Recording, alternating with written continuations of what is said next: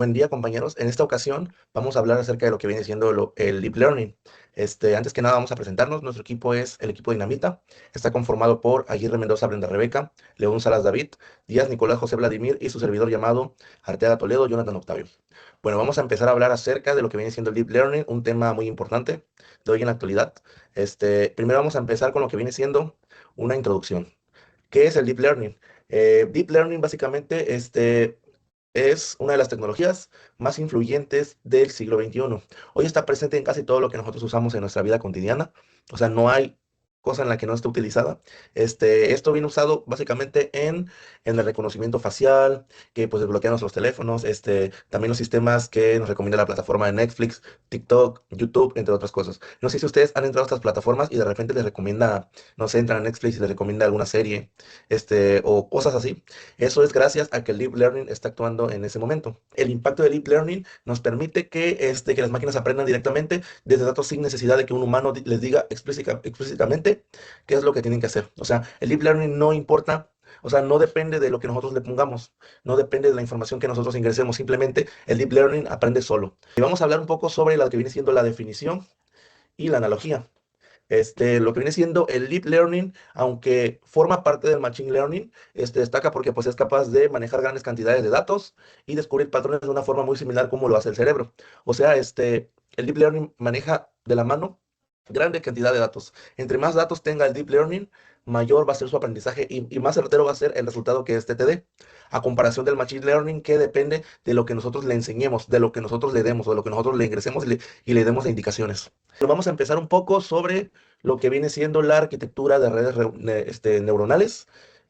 Básicamente una red neuronal es un proceso inspirado por la estructura de un cerebro. O sea, una red neuronal está inspirada en nosotros, en nuestro cómo pensamos y ese tipo de cosas.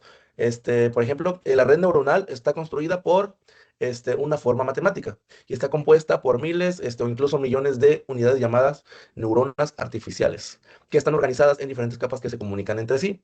Y cada una de estas neuronas realiza operaciones pues sencillas, pero cuando estas se conectan a grandes cantidades, puede resolver tareas extremadamente complejas como identificar objetos en imágenes, traducir idiomas y reconocer la voz humana.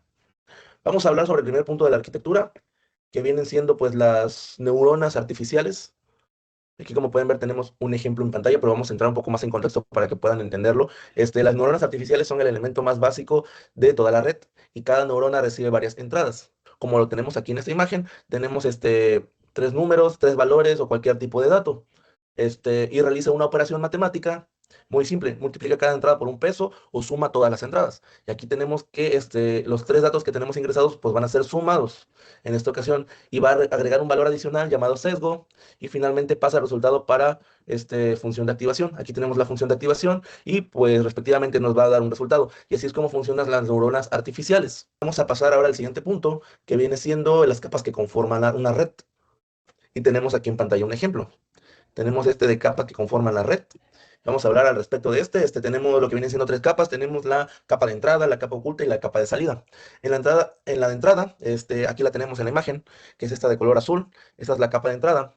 En la entrada, es la encargada de pues, recibir los datos. En el caso de una imagen sería cada uno de sus píxeles, en un audio cada onda sonora, en un texto sus palabras o letras, y esta capa no hace cálculos. Esto es muy importante que lo entiendan. Esta capa no hace los cálculos, solamente envía la información a las capas siguientes. Luego tenemos la capa oculta, que la tenemos aquí en medio, que esta básicamente es el corazón de la red, que aquí se lleva a cabo la mayoría de los cálculos. Cada capa oculta transforma la información un poco más, extrayendo características o patrones nuevos. Luego tenemos por último la capa de salida. Como podemos ver, son menos capas. Esta es la capa que genera el resultado final. Tenemos las funciones de activación. Tenemos estas gráficas que están aquí, solamente son representaciones de cada función. Tenemos la función ReLU, que es la más usada en las redes profundas. Su ventaja es que permite entrenar redes muy grandes sin que los cálculos se vuelvan lentos o inestables. Luego tenemos el Sigmoid, que esa es usada para probabilidades. Esta se usa básicamente para cuando necesitamos convertir valores a un rango entre 0 y 1. Luego tenemos el TAN, que es una función similar a la anterior, a la de Sigmoid, pero esta lo que tiene es entrada en ceros y su salida va de -1 a 1. Luego tenemos un ejemplo visual, que es el reconocimiento de rostros. Esta imagen es muy importante que la logren ver porque tenemos 4 niveles, o 4 capas, se le podría decir. En la primera capa, pues aprende patrones muy similares como líneas rectas, bordes y cambios de color. Aquí tenemos un ejemplo. Luego tenemos la segunda capa que esta empieza a combinar estos patrones básicos pues para identificar formas más complejas como ojos, nariz, boca. Aquí tenemos este pequeño ejemplo. Tenemos algunas figuras, un círculo, un triángulo invertido y un rectángulo. Tenemos la tercera capa que reconoce combinaciones de estas formas para detectar estructuras completas del rostro. Ok, ya aquí ya está reconociendo una estructura completa del rostro, pero aún no acaba esto. Falta explicar la última capa, que es la capa final, la capa 4, que esta ya va a unir toda la información que tiene recopilada anterior para identificar a una persona en específico. Y ahora vamos a hablar sobre el proceso de aprendizaje. Tenemos como primer proceso de aprendizaje, tenemos el forward propagation, que básicamente es la etapa como que la principal. Aquí los datos entran por la capa de entrada y van pasando por todas las capas ocultas hasta llegar a la salida final. Tenemos lo que viene siendo el siguiente proceso de aprendizaje, que es la función de pérdida. Una vez que pues, la red neuronal entrega una predicción, esta se va a comparar con la respuesta real usando una función de pérdida. Esta función es como un medidor de error. Si el modelo predijo que el 0.62 era para el gato, pero la respuesta correcta era 1, la diferencia entre ambas va a ser error. Luego tenemos el siguiente proceso de aprendizaje que viene siendo el backpropagation, que después de medir el error, la red neuronal necesita corregirse. Esto ocurre en la fase conocida como backpropagation, que es la que les estoy mencionando. Aquí el error calculado se envía hasta atrás, capa por capa, para determinar que las neuronas, para determinar qué neuronas tuvieron pues mayor responsabilidad en la equivocación. Luego tenemos la optimización. Básicamente, una vez que sabemos qué es lo que tenemos que ajustar, entra en acción pues el optimizador, entra en acción este punto, que es el más común, que también se le puede llamar gradiente descendente. Este va a modificar los pesos en la dirección que pues, reproduce el error, y cada pequeño ajuste hace que la red sea un poco más precisa. Con miles de interacciones, la red pues va a dejar de cometer errores grandes y comienza a realizar predicciones muy cercanas a la realidad. Tenemos aquí en la parte de la analogía, tenemos un proceso de aprendizaje, que esto va a hacer que ustedes puedan entender más la analogía. Por ejemplo, tenemos 4 puntos, que es la predicción, el segundo, que es el error, tenemos el tercero, que es el analizar, y 4, corregir. Básicamente, ¿cómo es de que aprende todo esto? ¿Cómo es de que aprende esta herramienta? Es repitiendo muchísimas veces pues el mismo proceso, así es como entiende. Repite, cuando se equivoca, envía la información a las capas anteriores y la vuelve a procesar y ese tipo de cosas. La primera capa es la predicción, que es que la red intenta adivinar. O sea, primero va a intentar adivinar, suponer que tú le pongas la foto de un perro, va a intentar adivinar qué es. Luego, si se equivoca, pues va a pasar al segundo punto, que es ver el error, que es para ver qué tan mal, pues hizo esto, o por qué no pudo, pues predecirlo bien. Luego, el tercer punto es analizar qué fue lo que causó el error, y luego como cuarto punto es el corregir, que va a ajustar lo que viene siendo para mejorar el resultado. Hola, ¿qué tal? Buenas tardes. Mi nombre es José Vladimir. Soy del grupo de inteligencia artificial con horario de 10 a 11 y a continuación les voy a explicar lo que son las redes neuronales en este video. Bueno, para empezar, ¿alguna vez han escuchado qué son las redes neuronales? Bueno, pues aprenderemos a identificar qué es una red neuronal y cómo se clasifica en el Deep Learning. ¿Alguna vez te has preguntado cómo ChatGPT entiende lo que escribes? ¿O cómo Midjourney crea arte de la nada? ¿O por ejemplo cómo los coches de Tesla ven el mundo? Bueno, pues la respuesta está en el Deep Learning, pero aquí viene el secreto. Como tal, no existe una red neuronal que lo haga todo. Es como tener un equipo de especialistas. Básicamente no le vas a pedir a un doctor que arregle un coche, ni a un mecánico que haga una cirugía. Cada problema como tal de inteligencia artificial necesita su propia arquitectura especializada y hoy vamos a descubrir las arquitecturas que hacen posible la inteligencia artificial moderna como hoy la conocemos. Primero hay que entender algo que son las redes convolucionales, también llamadas las CNN. Como tal, están diseñadas específicamente para procesar datos espaciales, principalmente imágenes, aunque también funcionan con video y cualquier dato que tenga estructura de cuadrícula. Su funcionamiento se basa en 3 componentes clave. Primero, las capas convolucionales, que aplican filtros o kernels que recorren la imagen detectando patrones locales. Los primeros filtros detectan características simples como bordes y líneas, mientras que los filtros en capas más profundas reconocen texturas y formas complejas. Segundo son las capas de pooling. Estas reducen progresivamente el tamaño espacial de los datos, manteniendo solo la información más relevante. Esto hace la red más eficiente y robusta. Y finalmente las capas Fully. Estas al final todas son extraídas y realizan una clasificación final. Después pasamos con lo que es una secuencia, que es con las redes secuenciales, que son los RN y transformers. Los tradicionales recurren o están diseñados para procesar secuencias como lo puede ser texto, audio, series temporales, cualquier dato donde el orden importa. Su característica distintiva es que mantienen una memoria de lo que han visto antes, cada vez que procesan un elemento de la secuencia. Combinan esta información con lo que recordaban de un paso anterior. Sin embargo, las RRN tradicionales tienen un problema grave: los gradientes que desaparecen cuando las secuencias son largas. Básicamente lo que hace es que la red olvide información lejana porque las señales están debilitadas. Después sigue lo que es la revolución de los transformers. Básicamente esto fue en el año de 2017 donde llegó la verdadera revolución, y su innovación fundamental es el mecanismo de atención en lugar de procesar secuencialmente palabra por palabra. La red como tal puede enfocarse en cualquier parte de la entrada que sea relevante. Es como cuando lees una frase, tu cerebro automáticamente presta más atención a ciertas palabras clave. Además, los transformers procesan en paralelo, no secuencialmente como las RNN. Esto los hace mucho más rápidos de entrenar, permitiendo modelos con billones de parámetros.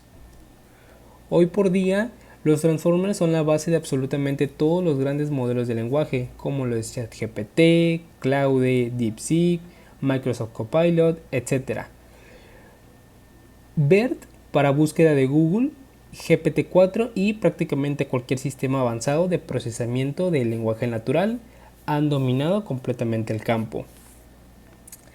Las redes adversarias, que son las generativas, también denominadas GANs, estas tienen un concepto brillante. Manejan un concepto que son dos redes neuronales que compiten entre sí. Básicamente es un generador y un discriminador. El generador es como un falsificador. Este intenta crear imágenes falsas tan realistas que parezcan reales, y el discriminador es como un detective. Recibe imágenes reales y falsas y debe distinguir cuál es cuál. La magia como tal ocurre en la competencia. Cuando el generador cree algo malo, el discriminador lo detecta, entonces el generador mejora. Pero cuando mejora demasiado, el discriminador debe volverse más astuto. Esta competencia adversaria empuja a ambas redes hacia la perfección. El entrenamiento termina cuando el discriminador ya no puede distinguir real de falso. Es cuando el generador ha perdido de crear imágenes perfectamente realistas. Las aplicaciones por hoy en día son muy fascinantes. Generación de rostros humanos completamente ficticios para hiperrealistas. Existe, por ejemplo, un sitio web que genera caras que nunca existieron, convirtiendo fotos pixeladas en alta definición, en lo que lo denominamos creación de arte, que generan pinturas, música, incluso diseños de moda. Pero aquí entramos en territorio ético complejo, lo cuales son las deepfakes. Deepfakes son básicamente una herramienta donde puedes crear videos donde personas dicen o hacen cosas que nunca hicieron, lo cual esto tiene usos legítimos en cine y entretenimiento, pero también puede usarse maliciosamente para desinformación, fraude o chantaje. Ahora vamos a pasar con lo que son los autoencoders y las GNN. Los autoencoders comprimen datos a una representación compacta y luego los reconstruyen. Se usan para reducción dimensional y para detección de anomalías. Si algo no puede reconstruirse bien, es anormal. Muy útil en detección de fraudes o fallas en maquinaria. Y las redes neuronales de grafos, que que es para procesar estructuras de grafos. Son redes sociales donde usuarios son nodos y amistades son conexiones.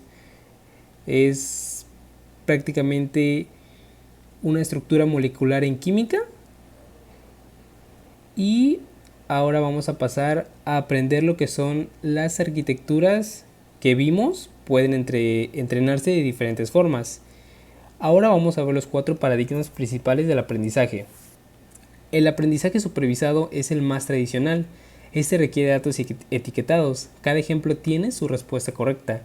Es como estudiar con un libro de ejercicios que incluye las soluciones. El aprendizaje no supervisado trabaja con datos sin etiquetas. La red, como tal, debe encontrar patrones por sí misma. El uso principal es clustering, agrupar clientes similares sin saber que de antemano cuántos grupos hay. También reducción dimensional y detección de anomalías. El aprendizaje por refuerzo es diferente.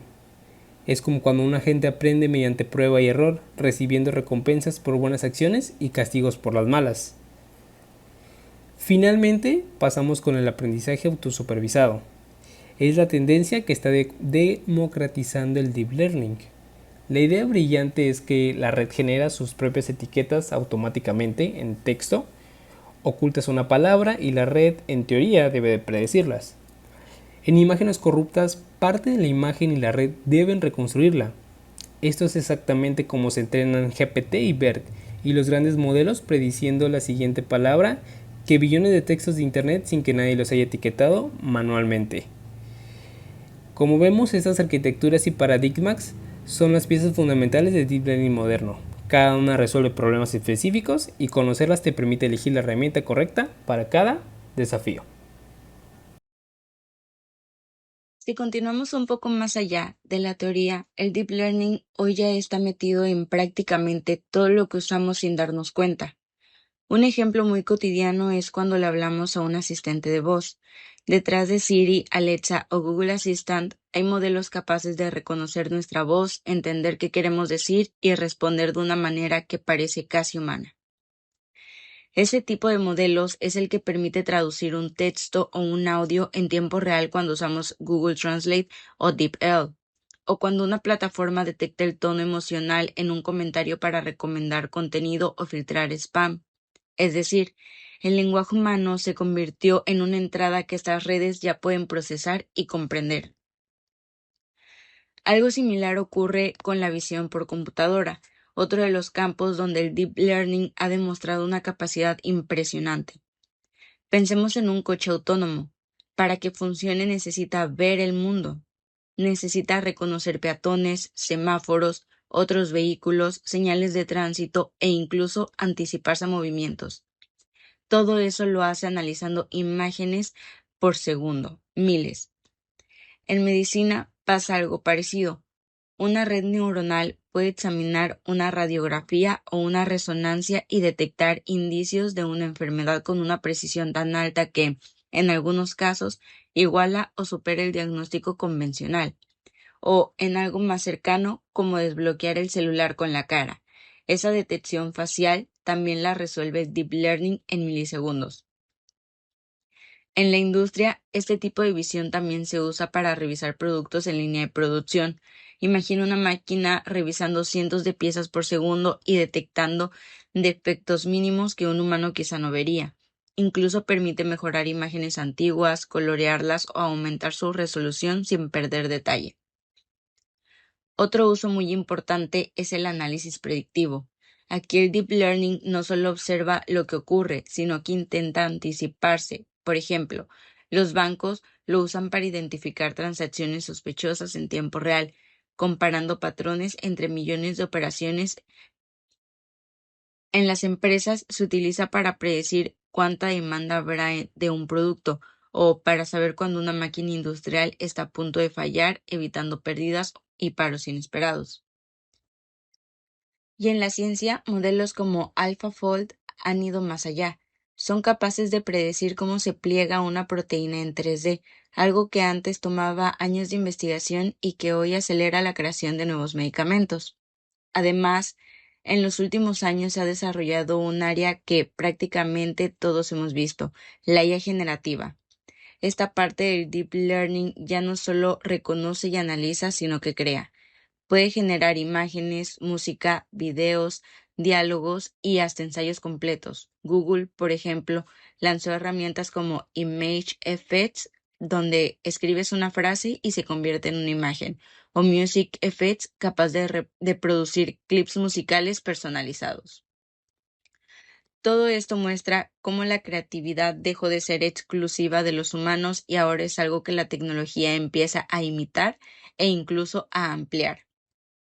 Si vemos hacia dónde se dirige todo esto, las tendencias actuales apuntan a modelos todavía más potentes.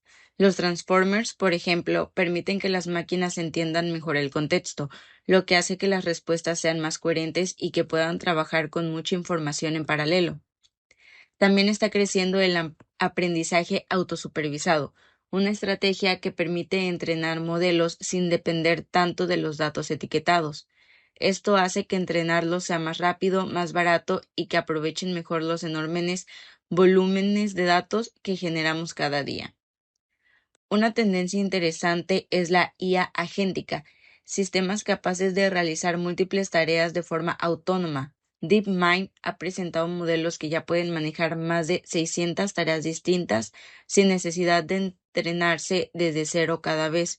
Esto abre paso a asistentes mucho más versátiles que no solo respondan, sino que actúen, planeen y tomen decisiones.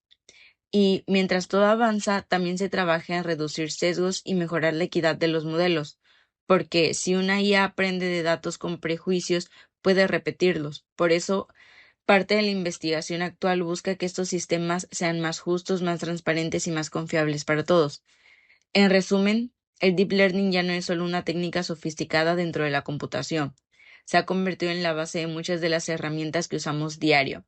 Está en nuestros teléfonos, en los hospitales, en los autos, en las empresas y hasta en la música y el arte que consumimos. Y lo más interesante es que todavía estamos en los primeros capítulos de lo que puede llegar a ser.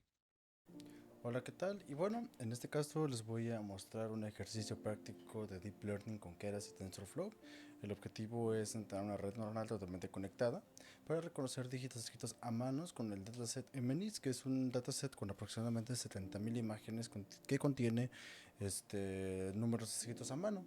Este archivo, pues como tal, lo vamos a realizar para que se puedan dar cuenta de un ejemplo práctico. Para hacer este archivo, yo les recomendaría que utilizáramos un sistema operativo basado en Unix, como lo es FreeBSD, macOS o Linux, cualquier distribución, no importa. En este caso vamos a estar utilizando WSL, que es Windows Subsystem for Linux. Se lo recomiendo muchísimo. Aquí tenemos lo que es Ubuntu. Y para darnos cuenta es que estamos usando un Linux. Aquí nos podemos dar cuenta con el FastFetch, que es un Windows Subsystem for Linux. Y bueno, esto es todo nuestro kernel, etcétera. Estamos utilizando ZSH como terminal. Ahora, para poder hacer este ejercicio lo que necesitamos principalmente es empezar con lo que es irnos a un repositorio o irnos a una carpeta para poder poner nuestro archivo. Vamos a irnos a CD, repositorios. Aquí ya tenemos una carpeta que se llama inteligencia artificial. Ahora, esta carpeta no tiene nada. Vamos a hacer dos carpetas. Vamos a hacer primero una carpeta que se llame source y vamos a hacer un Python environment con Python 3 menos make bemp y que se llame bemp. Esto que está aquí es que estamos haciendo un entorno virtual de Python, o sea, virtual environment, y se va a llamar bemp. Lo podemos llamar como queramos, pero bueno, yo lo pongo así por el estándar. Una vez realizado esto, vamos a darnos cuenta que aquí tenemos una carpeta que se llama bemp. Para poder activar este entorno virtual vamos a utilizar el comando source bemp bin activate. Como pueden observar aquí mismo tenemos que ya estamos en el environment de bemp. Si lo hubiéramos llamado pandas o lo que sea, aquí se llamaría pandas, David o lo que se les antoje, ¿no? Ahora, ¿qué es lo que vamos a hacer? Vamos a abrir nuestro Visual Studio Code. Como estamos utilizando Windows Subsystem for Linux, vamos a conectarnos directamente desde ahí para que todo lo hagamos desde Linux como tal. Aquí también, si se meten aquí, les recomiendo que se metan igualmente y activen el environment acá en el Visual Studio Code. Vamos a empezar a hacer el archivo. El archivo lo vamos a llamarlo ejercicio 1. Realmente el nombre del archivo no importa mucho. que es una punto. Ok, ahí está. Listo. Ahora vamos a empezar con lo que es la importación de librerías necesarias para este ejercicio. Vamos a importar lo que es TensorFlow, ASTF. Vamos a importar vamos a importar desde TensorFlow. Vamos a importar Keras. Vamos a importar asimismo desde TensorFlow.keras. Vamos a importar layers para que se puedan ver las capas del modelo como tal. Asimismo vamos a importar NumPy. Una vez importadas estas librerías, lo que vamos a hacer, vamos a cargar el dataset. Sin embargo, como pueden observar, aquí tenemos que ninguna librería la podemos resolver. Para poder resolver este pequeño problema, lo que tenemos que hacer es simplemente instalar las librerías. Para instalar con Python una librería se utiliza el comando pip install. En este caso vamos a instalar TensorFlow. Instalando TensorFlow, ya que estamos aquí, se va a empezar a ver un montón de cosas. Se van a instalar todos los paquetes necesarios para instalar TensorFlow. Una vez ya tenemos instalado TensorFlow, ahora vamos a instalar NumPy. Aunque con TensorFlow ya viene incluido NumPy. Ahora, lo que vamos a hacer va a ser lo siguiente. Vamos a empezar a cargar el dataset de nmin. Vamos a empezar con el siguiente comando, que es este de aquí, que tenemos aquí, ya que lo tengo ya para que se pueda ver más rápido, que es para cargar los datos. Asimismo vamos a imprimir el tamaño de xtrain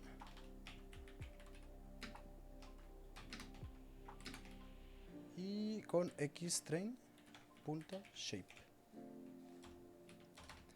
Ahora vamos a hacerlo con lo que es ytrain, xtest y ytest. Así que para hacer esto más rápido vamos a hacer esto de aquí. Y aquí simplemente hay que cambiar esto de acá. Listo. Ya tenemos aquí lo que es nuestro código. Ahora, xtrain como tal es para entender los tamaños que tenemos de nuestro dataset. Ahora vamos a empezar con el procesamiento de los datos.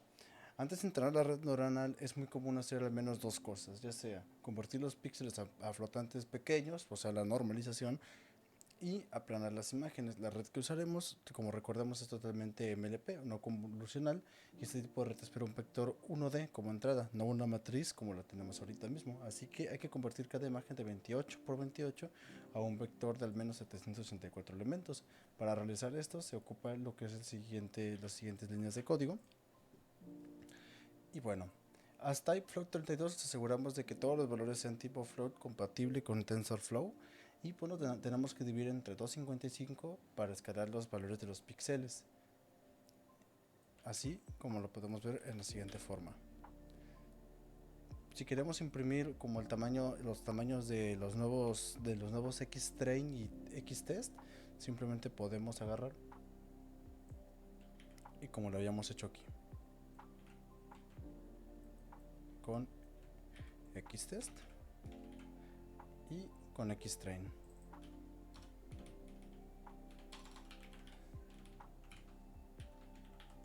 Listo. Ahora cada fila de xtrain es una imagen aplanada de 784 elementos y cada elemento es un píxel normalizado entre 0 y 1. Ahora debemos definir la arquitectura del modelo. Para definir hay que utilizar un MLP usando keras.sequential, que es la forma más sencilla de apilar capas. La arquitectura va a ser una capa de entrada con un input shape de 784 que recibe los 784 píxeles aplanados como un vector, y la capa oculta que es den 128 con una activación relu con 128 neuronas. Se usa porque no introduce no linealidad y es fácil de optimizar. Asimismo funciona bien en la práctica en muchos casos. La capa de salida, o sea dense con softmax, son 10 neuronas porque tenemos 10 posibles casos del dígitos del 0 al 9. Recordemos que 0 cuenta como 1, entonces son 10 dígitos. Y softmax porque produce un vector de probabilidades que suman 1. Para realizar esto simplemente tenemos que empezar con nuestro modelo como había comentado, con layers, que es lo que habíamos importado hace rato, input, shape, y aprendemos lo que es el shape de aquí, que tenemos el shape, que es 784, Ahora quiero usar coma porque son varias cosas. Layers.dense 128 con la capa de activación de ReLU.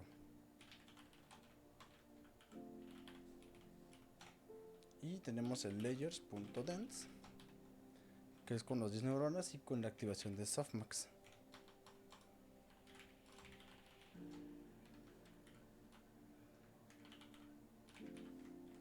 Listo. Ahora tenemos que terminar esto que tenemos aquí. Y listo, ya tenemos aquí el modelo. Ahora podemos imprimir el summary del modelo, que son el resumen del modelo. Ahí está. Y ahora el resumen nos va a mostrar el nombre de cada capa, tipo de capa, el tamaño de la salida de cada etapa, el número de parámetros entrenables en cada etapa. Y ahora vamos a compilar lo que es el modelo. Para compilar el modelo se utiliza lo siguiente código, que es básicamente configurar cómo es que se va a entregar. El método optimizer se encarga de actualizar los pesos. Adam es muy popular, es que estamos utilizando básicamente aquí, porque ajusta la tasa de aprendizaje automático y funciona bien en muchos casos sin casi ajuste. Loss, la función de pérdida, mide qué tan mal se está desempeñando el modelo. Sparse Categorical Concentropy se usa cuando tenemos múltiples clases, más de 2. Las etiquetas son enteros, del 0 al 9, no one hot vectors. Y las métricas adicionales para monitorear el rendimiento. El accuracy mide el porcentaje de predicciones correctas. Ahora simplemente hay que entrenar el modelo para que se pueda ver. Aquí podemos ver, el modelo verá todos los datos 5 veces. Aquí podemos poner 100 veces si queremos, pero en este caso con 5 es suficiente. Y vamos a procesar 32 imágenes en cada lote. El 10% del train se usa para su validación. Ahora hay que evaluar lo que es el modelo conjunto de prueba. Hasta ahora el modelo solo ha visto datos de entrenamiento, Y validación, y para saber si realmente generaliza bien lo probamos en X-test y Y-test, que el modelo nunca ha visto mientras aprendía, que son datos aleatorios y diferentes para ver si realmente el modelo aprendió. Ahora tenemos que elegir, ya que vamos a usar el modelo, hay que predecir el dígito de una imagen individual del conjunto de prueba. En este caso elegimos un índice para seleccionar una imagen de X-test, tomamos esa imagen y nos aseguramos de que tenga la forma correcta para el modelo. El modelo va a esperar un lote batch de ejemplos, por eso utilizamos el reshape de 1.784, un solo ejemplo con 784 características. Llamamos model predict sample para obtener las probabilidades y usamos el np argmax para obtener la clase con mayor probabilidad. En este caso vamos a hacerlo de la siguiente manera: x igual a 0 y sample va a ser igual a xtest con i de x punto reshape 1 a 784, y vamos a que el modelo nos devuelve el vector de 10 probabilidades predprops igual a model punto predict sample y predlabel igual a np.argmax predprops con un axis de 1 y con el 0 de acá que tenemos acá. Y ahora pues vamos a imprimir lo que es la predicción de ejemplo que tenemos acá. En este punto como tal vamos a empezar a ver lo demás, que es básicamente cómo es que se entrena el modelo. Lo vamos a correr de la siguiente manera. Vamos a poner aquí Python, bueno, vamos a irnos a la carpeta de source, Python ejercicio 1.py, y aquí nos aparece un pequeño error, es from TensorFlow import keras. Ahí está. Básicamente aquí nos está opción el tamaño de X3, JTrain, XTS, JTrain, todo lo que hemos dicho. Asimismo aquí nos aparece un pequeño warning de que no estamos utilizando una GPU, pero bueno, simplemente como es un modelo muy sencillo, básicamente pues no hay ningún problema. Aquí se pueden observar todos los datos de lo que es el modelo y aquí están las 5 iteraciones. Como pueden observar, hay una accuracy del 98.49%, lo cual es una accuracy elevadísima para este modelo. Y por ejemplo la etiqueta real y la predicción de la red le pusimos una etiqueta de 7, o sea le dimos un número 7 y nos dio una predicción de red de 7. Y bueno, hasta ahorita ese es todo el ejemplo que tenemos para ejemplo práctico en código. Muchas gracias.